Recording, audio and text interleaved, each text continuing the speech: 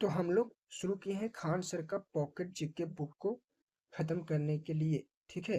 तो इसे हम लोग मिलके ख़त्म करेंगे और आज ही पॉकेट जीके का पहला वीडियो है और टॉपिक लिए हैं हम लोग महत्वपूर्ण अभिलेख। पहले हम लोग अभिलेख के बारे में जानेंगे, उसके बाद टॉपिक वाइज टॉपिक सब कुछ कवर कर देंगे। बस आप लोग शुरू से अंत तक बने रहिए और हाँ, वीडियो को बिना स्किप किए शुरू से लास्ट तक देखिएगा और पहले वीडियो को लाइक कर दीजिए और चैनल पर नए हैं तो सब्सक्राइब कर दीजिए। और हाँ, अगर आप 1 से 2 बार पढ़ लिए हैं तो कमेंट में आंसर बताते चलिएगा, कितना आपका सही हुआ होता है और कितना गलत, आपको स्कोर पता चल जाएगा। तो चलिए वीडियो को स्टार्ट करते हैं। सबसे पहला प्रश्न है, अभिलेखों के अध्ययन को क्या कहते हैं? Option A numismatics, B epigraphy, C archaeology और डी है पॉलियोग्राफी। तो इसका सही आंसर हो जाएगा ऑप्शन बी एपिग्राफी। अभिलेख का अध्ययन एपिग्राफी कहलाता है। इसमें पत्थर, ताम्रपत्र, स्तंभ, सिक्कों आदि पर लिखित लेखों का अध्ययन किया जाता है। 2 है, सर्वाधिक प्राचीन अभिलेख कहाँ से प्राप्त हुए हैं? ऑप्शन ए विसनगर, बी बोगाजकोई जो मध्य एशिया में पड़ता है, सी सोहगौरा और डी है एरन। तो 2 का सही आंसर ऑप्शन बी बोगाजकोई हो जाएगा। लगभग 1400 ईसा पूर्व के बोगाजकोई अभिलेख मध्य एशिया में सबसे प्राचीन अभिलेख माने जाते हैं। इनमें इंद्र, मित्र, वरुण और नक्षत्र देवताओं का उल्लेख मिलता है। प्रश्न 3 है, भारत में सबसे प्राचीन अभिलेख किसके हैं? ऑप्शन ए सम्राट चंद्रगुप्त का, बी गुप्त सम्राट समुद्रगुप्त, सम्राट अशोक और हुन राज तोरमान का। तो किसका हो जाएगा 3 का सही आंसर ऑप्शन सी सम्राट अशोक का। भारत में सबसे प्राचीन अभिलेख अशोक के हैं, जो लगभग 300 ईसा पूर्व के आसपास के हैं। ये शिलालेख और स्तंभलेख रूप में पूरे भारत में पाए जाते हैं। प्रश्न 4 है, भारतीय पुरातत्व विभाग का जनक किसे कहा जाता है? Option A John Marshall, B sir Alexander Cunningham, C D R Bhandarkar और डी है मेगास्थनीज। सही answer option B sir Alexander Cunningham. Sir Alexander Cunningham को भारतीय पुरातत्व विभाग का जनक कहा जाता है। उन्होंने भारत में व्यवस्थित पुरातात्विक सर्वेक्षण की नींव रखी। प्रश्न 5 है, भारतवर्ष का सर्वप्रथम उल्लेख किस अभिलेख में मिलता है? ऑप्शन ए एरन अभिलेख, बी सुहगौरा अभिलेख, सी हाथी गुम्फा अभिलेख और डी है मंदसौर अभिलेख। तो 5 का सही आंसर ऑप्शन सी हो जाएगा हाथी गुम्फा अभिलेख। भारतवर्ष का सबसे पहला उल्लेख हाथी गुम्फा अभिलेख उड़ीसा में मिलता है। यह अभिलेख कलिंग के राजा खारवेल से संबंधित है। यवन राजदूत हेलियोडोरस का अभिलेख कहाँ से प्राप्त हुआ है? ऑप्शन ए एरन, बी वेशनगर, सी सोगौरा और डी है मंदसौर। तो 6 का सही आंसर ऑप्शन बी वेशनगर। यवन राजदूत हेलियोडोरस का अभिलेख वेशनगर जो विदिशा मध्य प्रदेश से प्राप्त हुआ है। इसे गरुड़ स्तंभ लेख भी कहते हैं। इससे पता चलता है कि उस समय मध्य भारत में भागवत धर्म का विकास हो चुका था। प्रश्न 7 है, दुर्भिक्ष शब्द का सर्वप्रथम उल्लेख किस अभिलेख में मिलता है? ऑप्शन ए है हाथी गुम्फा अभिलेख, बी सोहगौरा अभिलेख, सी एरन अभिलेख और डी है मंदसौर अभिलेख। तो 7 का सही आंसर ऑप्शन बी सोहगौरा अभिलेख। दुर्भिक्ष शब्द का सर्वप्रथम उल्लेख सोहगौरा अभिलेख में मिलता है। यह मौर्यकालीन ताम्र पत्र अभिलेख है। प्रश्न 8 है, सती प्रथा का पहला लिखित साक्ष्य किस अभिलेख से मिलता है? ऑप्शन ए सोहगौरा अभिलेख, बी एरन अभिलेख, सी मंदसौर अभिलेख और डी है हाथी गुम्फा अभिलेख। तो 8 का सही आंसर ऑप्शन बी एरन अभिलेख। एरन मध्य प्रदेश से प्राप्त अभिलेख में हुन राज तोरमान का उल्लेख मिलता है और यही सती प्रथा का सबसे पहला लिखित साक्ष्य माना जाता है। प्रश्न 9 है, रेशम बुनकर की श्रेणियों की जानकारी किस अभिलेख से मिलती है? तो ऑप्शन ए है एरन अभिलेख, बी सोहगौरा अभिलेख, सी मंदसौर अभिलेख और डी है हाथी गुम्फा अभिलेख। तो सही आंसर ऑप्शन सी मंदसौर अभिलेख हो जाएगा। मंदसौर अभिलेख से रेशम बुनकरों की श्रेणियों और उनकी सामाजिक आर्थिक गतिविधियों की जानकारी मिलती है। प्रश्न 10 है, DDR भंडारकर ने किसके अभिलेखों के अध्ययन के आधार पर उसका इतिहास लिखा? Option A Samudragupta, B Ashoka, C तुर्मान और डी है खारवेल। तो 10 का सही answer option B Ashoka. DDR Bhandarkar ने अशोक के अभिलेखों का अध्ययन कर मौर्य शासक अशोक का इतिहास लिखा। प्रश्न 11 है, प्राचीन भारत के राजाओं की प्रशंसा में रचित शिलालेखों को क्या कहते हैं? ऑप्शन ए अभिलेख, बी स्तंभलेख, सी प्रशस्ति और डी है ताम्रपत्र। तो 11 का सही आंसर ऑप्शन सी प्रशस्ति। प्राचीन भारत में राजाओं की महिमा और कार्यों की स्तुति से रचित शिलालेख को प्रशस्ति कहते हैं। ये आमतौर पर पत्थर या ताम्रपत्र पर उत्कीर्ण किए जाते थे। अब हमारा टॉपिक है महत्वपूर्ण अभिलेख। यहाँ से जो भी महत्वपूर्ण अभिलेख है उससे हम लोग क्वेश्चंस कर लेते हैं।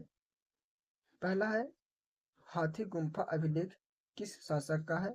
Option A Samudragupta, B Kharavela, C Pulakeshin द्वितीय और डी है विजयसेन। तो एक का सही आंसर ऑप्शन बी खारवेल। हाथी गुम्फा अभिलेख कलिंग के राजा खारवेल का है। यह तिथि रहित अभिलेख है और भारतवर्ष का सर्वप्रथम उल्लेख भी इसी अभिलेख में मिलता है। प्रश्न 2 है, जूनागढ़ गिरनार अभिलेख किस शासक से संबंधित है और क्या जानकारी देता है? ऑप्शन ए रुद्रदामन सुदर्शन झिल के बारे में जानकारी, बी समुद्रगुप्त दिग्विजयों की जानकारी, सी पुलकेशिन द्वितीय एहोल के बारे में और डी है यशोवर्मन रेशम बुनकर की जानकारी। तो 2 का सही आंसर ऑप्शन ए हो जाएगा, रुद्रदामन सुदर्शन झिल के बारे में जानकारी।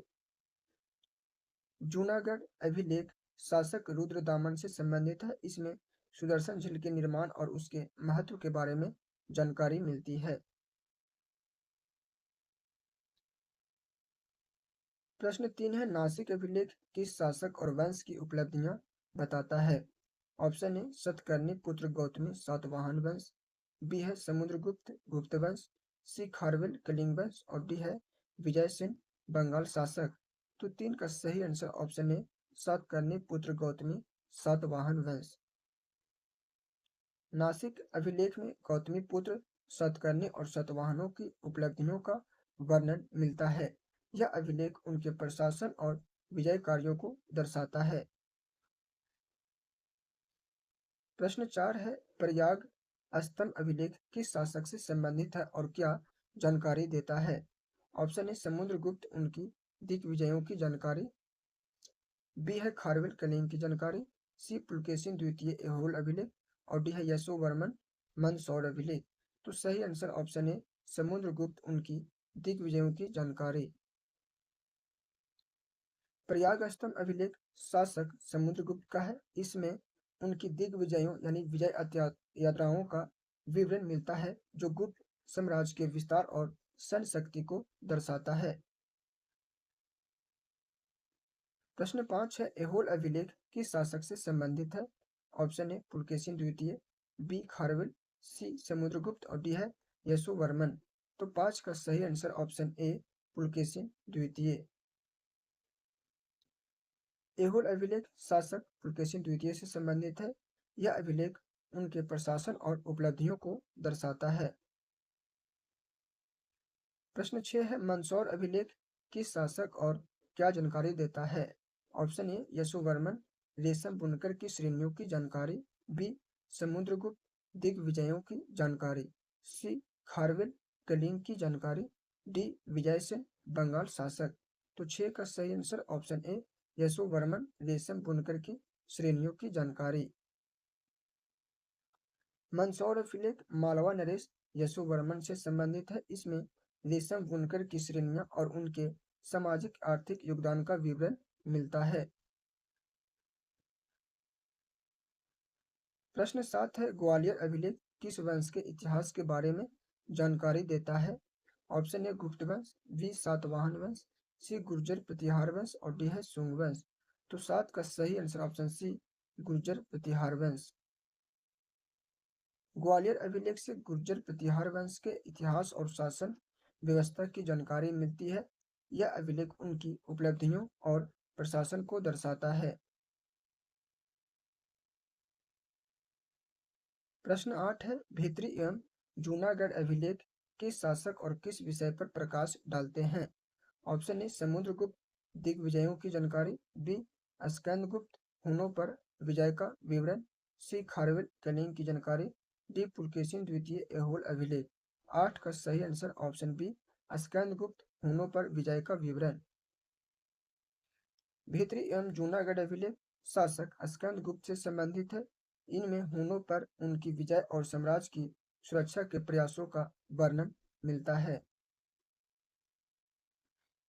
प्रश्न 9 है, देवपाड़ा अभिलेख किस शासक से संबंधित है? ऑप्शन ए विजय सेन बंगाल शासक, बी समुद्रगुप्त गुप्त शासक और ऑप्शन सी यशोवर्मन मालवा नरेश, डी है पुलकेशिन द्वितीय ऐहोल अभिलेख। तो सही answer option A Vijay Sen Bengal शासक। देवपाड़ा अभिलेख शासक विजय सेन से संबंधित है। इसमें उनके शासन और उपलब्धियों के बारे में जानकारी मिलती है। प्रश्न 10 है, वासखेड़ा और मधुबल अभिलेख किस शासक की उपलब्धियों पर प्रकाश डालते हैं? Option A Harshavardhana, B Samudragupta, C Kharavela और डी है पुलकेशिन द्वितीय। तो 10 का सही answer option A Harshavardhana. Banskhera और मधुबल अभिलेख शासक हर्षवर्धन की उपलब्धियों और शासन कार्यों पर प्रकाश डालते हैं। प्रश्न 11 है, बालघाट एवं कौरले अभिलेख किस वंश की उपलब्धियां बताते हैं? ऑप्शन ए गुप्त वंश, बी सातवाहन वंश, सी गुर्जर प्रतिहार वंश और डी है शुंग वंश। तो 11 का सही आंसर ऑप्शन बी सातवाहन वंश। बालघाट और कौरले अभिलेख में सातवाहनों की उपलब्धियां और शासन का विवरण मिलता है। प्रश्न 12 है, अयोध्या अभिलेख किस शासक और वंश की उपलब्धियां बताता है? ऑप्शन ए शुंग वंश शुंगों की उपलब्धियां, बी सातवाहन वंश विजय कार्य, सी गुर्जर प्रतिहार शासन विवरण और डी है गुप्त वंश दिग्विजय विवरण। सही आंसर ऑप्शन ए हो जाएगा शुंग वंश शुंगों की उपलब्धियां। अयोध्या अभिलेख शुंग वंश से संबंधित है। इसमें शुंग शासकों की उपलब्धियां और उनके शासन का विवरण मिलता है। भरहुत अभिलेख किसका प्रमाण है? ऑप्शन ए शुंग वंश द्वारा निर्मित, बी गुप्त वंश द्वारा निर्मित, सी सातवाहन वंश द्वारा निर्मित, डी कलिंग वंश द्वारा निर्मित। तो इसका सही आंसर ऑप्शन ए शुंग वंश द्वारा निर्मित। भरहुत अभिलेख में शुंग नरेन शब्द खुदा हुआ है, जिसमें पता चलता है कि इसे शुंग वंश द्वारा निर्मित किया गया था। प्रश्न 14 है, इरन अभिलेख किस शासक और किस विषय पर प्रकाश डालता है? ऑप्शन ए भानुगुप्त सती प्रथा का पहला लिखित साक्ष्य, बी स्कंदगुप्त हुनों पर विजय, सी खारवेल कलिंग अभिलेख, डी है यशोवर्मन रेशम बुनकर की जानकारी। ऑप्शन ए सही हो जाएगा भानुगुप्त सती प्रथा का पहला लिखित साक्ष्य। इरन अभिलेख शासक भानुगुप्त से संबंधित है। इसमें सती प्रथा का सबसे पहला लिखित साक्ष्य मिलता है। तो यहाँ से जो भी प्रश्न इंपॉर्टेंट बना था, एक एक पॉइंट से हर एक पॉइंट से एमसीक्यू के माध्यम से हम करवा चुके हैं। आप इसे एक बार से 2 बार देख लीजिएगा और बुक में अपना पढ़िएगा, पक्का एकदम सबका सब याद हो जाएगा। ठीक है, तो मिलते हैं अगले वीडियो में अगले टॉपिक पर।